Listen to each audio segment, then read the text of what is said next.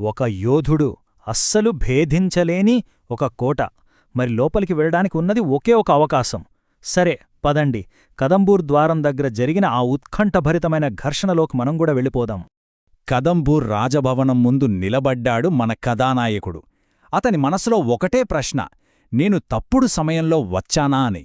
చూడండి, ఈ ఒక్క ప్రశ్నతోనే మన కథలో అసలైన ఉత్కంఠ మొదలవుతుంది. ఎందుకంటే కొన్నిసార్లు టైమింగే కదా మనకి అతిపెద్ద శత్రువుగా మారుతుంది.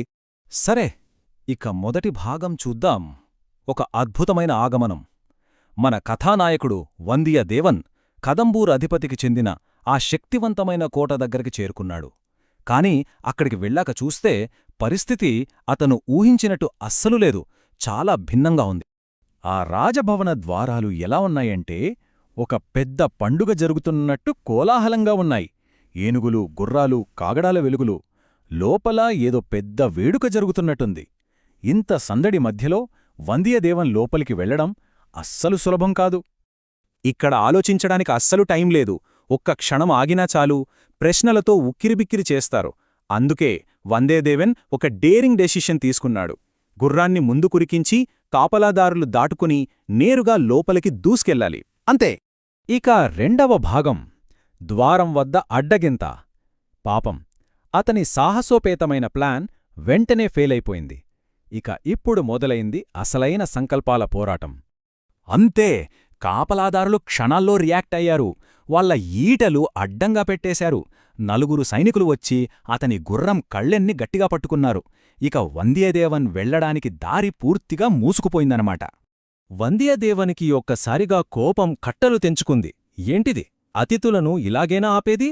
అతను చొరబాటుదారుడు కాదు కదా, ఒక గౌరవనీయమైన అతిథి. అందుకే అతని మాటల్లో అంత పదును. అది అతని గర్వాన్ని, అతని అంచనాల్ని స్పష్టంగా చూపిస్తోంది. ఇక్కడే అసలు సమస్య మొదలైంది. ఒకవైపు వందియదేవన్, నేను వల్లవరాయన్ వందియదేవన్ని, ఒకప్పుడు మీ పూర్వీకులు మా పూర్వీకుల పేర్లను పచ్చబుట్టు పొడిపించుకునేవారు అంటూ తన వంశ గౌరవాన్ని గుర్తుచేస్తున్నాడు. మరోవైపు ద్వారపాలకుడేమంటున్నాడంటే, మీరు ఎవరైనా సరే లోపలికి రాలేరు, మాకు ఆర్డర్సున్నాయి అని. చూసారా, ఇక్కడొకరు గౌరవం, చరిత్ర గురించి మాట్లాడుతుంటే ఇంకొకరు డ్యూటీ, ఆర్డర్స్ అంటున్నారు. ఇద్దరూ వెనక్కి తగ్గేలా లేరు. ఇక వాదన కాస్త ఎగతాళి వైపు మళ్ళింది. మిగతా సైనికులు కూడా వచ్చి చేరారు. నీ రాకను చెప్పడానికి ఎవర్ని తీసుకురాలేదా అని ఒకడు. ఈ గుర్రాన్ని ఎక్కడో చూసినట్టుందే, ఓ పండగప్పుడు తరిమేశాం కదా అని ఇంకొకడు. అంతేకాదు, దాన్ని గుర్రమనకు గాడిదాను అంటూ అతని గుర్రాన్ని దారుణంగా అవమానించడం మొదలుపెట్టారు. ప్రతి మాట, ప్రతి నవ్వు అతని కోపాన్ని మరింత పెంచేస్తోంది. ఇక మూడవ భాగం, ఒక యోధుడి సందేహం. చూడండి, బయట ఇంత అవమానం జరుగుతోంది, లోపలేమో తీవ్రమైన సంఘర్షణ. ఇప్పుడు వందియదేవన్ ఒక చాలా కఠినమైన నిర్ణయం తీసుకోవాల్సిన టైమొచ్చింది.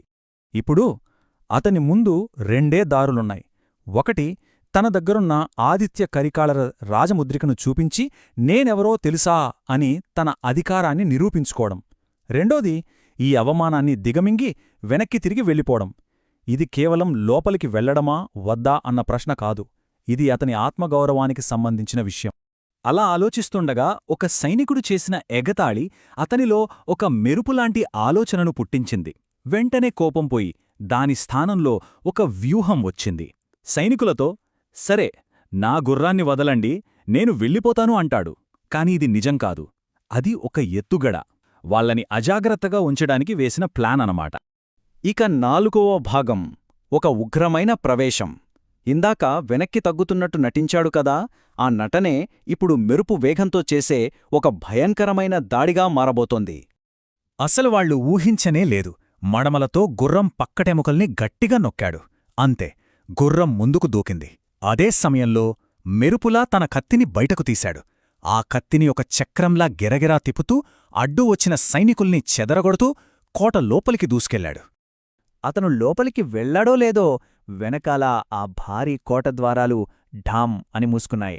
పట్టుకోండి, పట్టుకోండి అంటూ అరుపులు, ప్రాంగణమంతా కత్తుల చప్పుడు, హెచ్చరికగా మోగుతున్న డప్పుల శబ్దం, మొత్తం గందరగోళం. అంటే అతనిప్పుడు ఒక పంజరంలో చిక్కుకుపోయాడు. ఇక ఐదవ భాగం, ప్రాంగణంలో చిక్కుకుపోయాడు. అతని సాహసం అతన్ని కోట లోపలికైతే తీసుకువచ్చిందిగాని ఇప్పుడు అతను శత్రువుల మధ్య పూర్తిగా ఇరుక్కుపోయాడు. ఒకరు కాదు, ఇద్దరూ కాదు, ఏకంగా 50 మందికి పైగా సైనికులు, అందరూ కత్తులు దూసి అతన్ని చుట్టుముట్టేశారు. ఒక్కడే యోధుడు, 50 మందికి పైగా శత్రువులు, ఇక తప్పించుకోవడానికి దారేలేదు. అన్ని దారులు మూసుకుపోయాయి. ఇక లాభం లేదనుకుని ఆఖరి ప్రయత్నంగా గుర్రం మీద నుంచి కిందకు దూకి ఒకే ఒక్క పేరును గట్టిగా అరిచాడు. కన్నమారా, కన్నమారా, నీ మనుషులు నన్ను చంపేస్తున్నారు అని. అంతే, ఆ ఒక్క కేకతో దాడి చేస్తున్న సైనికులంతా ఆశ్చర్యపోయి అప్పుడే ఆగిపోయారు. అసలు ఎవరీ కన్నమారా? ఆ పేర్లో అంత శక్తి ఏముంది? అలా అందరూ ఆశ్చర్యంతో నిలబడిపోయిన ఆ క్షణంలో పై అంతస్తు నుంచి ఒక గొంతు ఉరిమినట్టుగా వినిపించింది.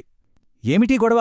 ఆపండి అని ఎవరో ఒక కొత్త పెద్ద అధికారి జోక్యం చేసుకుని ఈ గందరగోళాన్ని ఆపమని ఆర్డర్ వేశారన్నమాట. కాని ఒక్కసారిగా సీన్ మొత్తం మారిపోయింది. కత్తులు దూస్తున్న ఆ టెన్షన్ అంతా మాయమైంది. కందన్ మారన్ అనే ఒక యువకుడు ఆ చొరబాటుదారుడిని తన ప్రాణ స్నేహితుడిగా గుర్తించి కౌగిలించుకోవడంతో సంఘర్షణ స్థానంలో ఆనందం వచ్చేసింది. అప్పటిదాకా ఉన్న యుద్ధ వాతావరణం చూస్తుండగానే ఇద్దరు పాత స్నేహితుల కలయికగా మారిపోయింది. ఈ ఆకస్మిక మార్పు మనకొక విషయం స్పష్టం చేస్తుంది: ఈ కథలో బంధాలు చాలా సంక్లిష్టంగా ఉంటాయి. ఆ క్షణంలో వందియదేవనికి కలిగిన ఆనందం అది మామూలుది కాదు. ఎన్నో ఏళ్ల తర్వాత స్నేహితుడిని మళ్లీ కలవడం కంటే గొప్ప సంతోషం ఏముంటుంది? వాళ్ల బంధం ఎంత బలమైనదో మనకిక్కడ తెలుస్తుంది. కాని ఈ సంతోషం ఎంతసేపు నిలుస్తుంది? ఆ ఆనందం ఎక్కువసేపు నిలవలేదు. స్నేహితుల కలయిక అయిపోయింది. ఇప్పుడు వందియదేవన్ ఒక పెద్ద సవాల్ను ఎదుర్కోవాలి. ఎందుకంటే ఆ రాజభవనంలో స్నేహం కంటే రాజకీయాలే చాలా బలంగా ఉన్నాయి. ఇదంతా చూస్తున్న వంద్యాదేవన్కి కూడా ఒక డౌటొచ్చింది. అసలిక్కడ ఏం జరుగుతోంది? ఇంత సెక్యూరిటీ ఎందుకు? అతని ఈ ప్రశ్నతోనే ఈ కథలోని అసలు రహస్యం వైపు మనం వెళ్తున్నాం. వందియదేవన్కి మొదటి అడ్డంకి తన స్నేహితుడి తండ్రి సాంబువరయ్యర్ రూపంలో ఎదురైంది. ఆయన పలకరింపులో ఆప్యాయత లేదు, మాటల్లో పదును తప్ప మరేమీ లేదు. ఇది పరిచయం కాదు, ఇదొక పరీక్ష. సాంబువరయ్యర్ పలికిన మొదటి మాటలు ఇవి: స్వాగతం పలుకాల్సింది పోయి కింద జరిగిన గొడవకు కారణం నువ్వేనా అన్నట్టుగా మాట్లాడుతున్నాడు. అంటే ఇక్కడ మర్యాద కన్నా అధికారానికి ఎక్కువ విలువిస్తున్నారని స్పష్టంగా తెలుస్తోంది. తండ్రి ప్రవర్తనకి కందన్మారన్కి చాలా ఇబ్బందిగా అనిపించింది. తన స్నేహితుడికి జరిగిన అవమానంతో సిగ్గుపడ్డాడు. ఒకవైపు స్నేహం, మరోవైపు కుటుంబ గౌరవం. మధ్యలో అతను ఎలా నలిగిపోతున్నాడో చూడొచ్చు. ఒక ఛాలెంజ్ అయిపోగానే వెంటనే ఇంకోటి, ఇంకా పెద్దది. ఇప్పుడు వంద్యదేవన్ ఎదుర్కోవలసింది సామాన్యుణ్ణి కాదు, ఏకంగా 64 యుద్ధగాయాలు కలిగిన గొప్ప యోధుడు పళువ్వేటరయ్యర్ని. ఆయన ముందు నిలబడటమే ఒక పెద్ద సాహసం. అంటే చూడండి, వందియదేవన్ పరిస్థితి ఎలా ఉందంటే ఒక అగ్నిపరీక్ష లాంటిది. హోస్ట్ని ఎదుర్కోవాలి, గొప్ప యోధుణ్ణి కలవాలి, అన్నిటికంటే ముఖ్యంగా తన గౌరవాన్ని కాపాడుకోవాలి. ఒక్క చిన్న తప్పు జరిగినా పరిణామాలు చాలా తీవ్రంగా ఉంటాయి. ఇక్కడే అసలు ట్విస్ట్ మొదలైంది. కందన్మారనేమో తన స్నేహితుణ్ణి గొప్పగా పరిచయం చేద్దామనుకున్నాడు. పళువేటరయ్యర్ గారి 64 యుద్ధ గాయాల గురించి పొగిడాడు. కాని ఆ పొగిడితే రివర్స్ అయింది. ఆ పొగడ్తని పళువేటరయ్యర్ ఒక సవాల్గా తీసుకున్నాడు. ఆయన రియాక్షన్ చూడండి. ఒక స్నేహపూర్వక మాట ఆయన అహంకారాన్ని ఎలా దెబ్బతీసిందో, అది ఒక ఆరోపణగా ఎలా మారిపోయిందో మనకిక్కడ తెలుస్తుంది. ఒకే ఒక్క మాటతో మొత్తం అట్మాస్ఫియర్ మారిపోయింది. ఇద్దరు స్నేహితులు షాక్ అయ్యారు. ఒక్కోసారి మంచి మాట కూడా తప్పుడు సమయంలో తప్పుడు వ్యక్తి దగ్గర ఎంత పెద్ద గొడవకు దారితీయగలదో చెప్పడానికి ఇదే ఉదాహరణ. కాని ఇక్కడే వందియదేవన్ తన స్మార్ట్నెస్ చూపించాడు. చాలా తెలివిగా పరిస్థితిని హ్యాండిల్ చేశాడు. పళువేటరయ్యర్ని పొగుడుతూ ఎంతో చాకచక్యంగా ఆ గొడవను చల్లార్చాడు. ఇక్కడ కత్తికన్నా మాటకే పదును ఎక్కువని నిరూపించాడు. పళువేటరయ్యర్నైతే కూల్ చేశాడుగాని వంద్యదేవన్కి అసలైన అవమానం ఇంకా జరగాల్సి ఉంది. అసలు పరీక్ష ఇంకా ముగియలేదు. సాంబువరయ్యర్ తన కొడుకుతో గుసగుసగా చెప్పిన ఈ మాటలు అవి మాటలు కావు, ఒక ఆజ్ఞ. అతన్ని ఇక్కడి నుంచి పంపించెయ్యి అని చెప్పడమే ఇది. వందియదేవన్కి ఇది చాలా పెద్ద అవమానం.